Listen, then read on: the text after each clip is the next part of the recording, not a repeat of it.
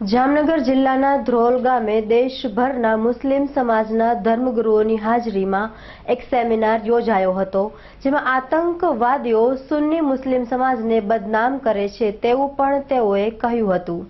ધ્રોલની અમીને શરિયત સંસ્થા ખાતે દેશભરમાંથી સુન્ની મુસ્લિમ સમાજના ધર્મગુરુઓની હાજરીમાં 3 દિવસીય મુસ્લિમ ધર્મનો સેમિનાર યોજાયો હતો, જેમાં પ્રમુખ સ્થાને બરેલી શરીફાથી આલમે ઇસ્લામના પેશવા તાજુશરિયા અખ્તર રઝા સાહેબની હાજરીમાં મળ્યું હતું, જેમાં ભારતભરમાંથી મુસ્લિમ સમાજ માટેના વિવિધ કાયદા અંગે ખાસ ચર્ચા વિચારણા કરવામાં આવી હતી.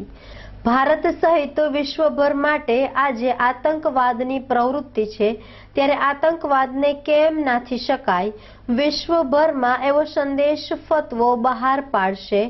આતંકવાદીઓનો કોઈ ધર્મ નથી, આતંકવાદીઓ મુસ્લિમ નથી. આમ ધ્રોલમાં મુસ્લિમ ધર્મગુરુઓ દ્વારા વિશ્વની શાંતિને હચમચાવનાર આતંકવાદી તત્વો સામે ફતવો બહાર પાડશે તેવો મત અમીને શરિયાત સંસ્થાના ચેરમેને જણાવ્યું હતું.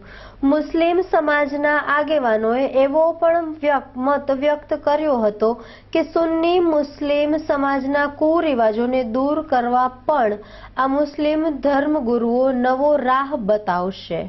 આજે આ સેમિનાર 3 દિવસનો થાય છે, જેમાં સમગ્ર ભારતના મહાન ધાર્મિક વિદ્વાનો અહીંયા પોતાનો કિંમતી સમય ફાળવીને 3 દિવસ સુધી વકફની જમીન કે કોઈની પણ હરામની જમીન પચાવી પાડનારાઓ માટે શું શું સજાઓ છે, દારૂ, જુગાર, વ્યભિચાર એવા લોકો માટે શું શું સજાઓ છે, એનાથી સમગ્ર ઇસ્લામને માનનારા લોકોને અવગત કરાવશે.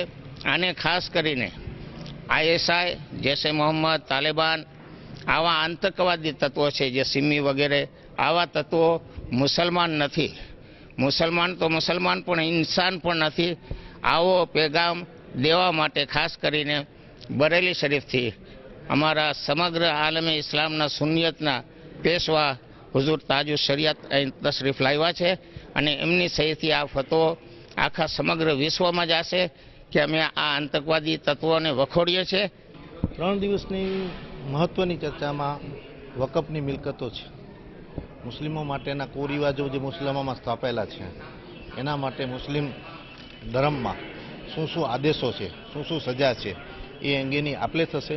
અને ઉપરાંત જે હાલની મોજૂદા આખા વિશ્વની પરિસ્થિતિને જે ડમડોળી કરનારા તત્વો સામે જે આતંકવાદ છે એની સામે એક સૂત્ર કરી અને એની સામે ઠરાવ લાવવા માટે જે વિશ્વભરના સુન્ની મુસલમાનોના પેશવા જ્યારે અહીંયા હાજર હોય અને એની સહીથી અને આખા ઇન્ડિયાના મુફ્તીઓની સહીથી થશે, તો એનું આખા મુસ્લિમ સમાજમાં મહત્વનું ઠરાવ ગણાશે.